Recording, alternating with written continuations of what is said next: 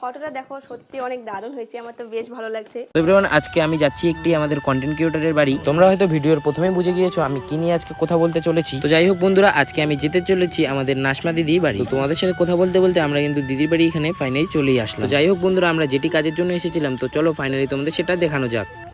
তো আজকে আমি এই ছবিটা নিয়ে দিদির ডাইরেক্ট কিন্তু বাড়িতে চলে আসছি। তোমরা হয়তো ভিডিওটা আমার দেখছিলে যেখানে দিদির ছবিটা আঁকছিলাম। তো এখন দিদিকে এই ছবিটা দেই আর দিদির কাছ থেকে শুনে নিই ছবিটা কেমন হয়েছে। তো দিদি না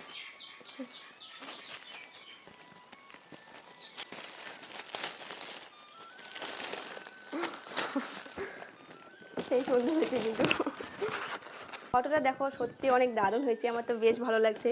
তো তোমরাও যদি আমার মতন এরকম স্কেচ বানাতে চাও তাহলে ভাইয়ের সাথে কন্ট্যাক্ট করো, দেখো নিচে নাম্বার দেওয়া আছে। সত্যি আমার বেশ ভালো লেগেছে।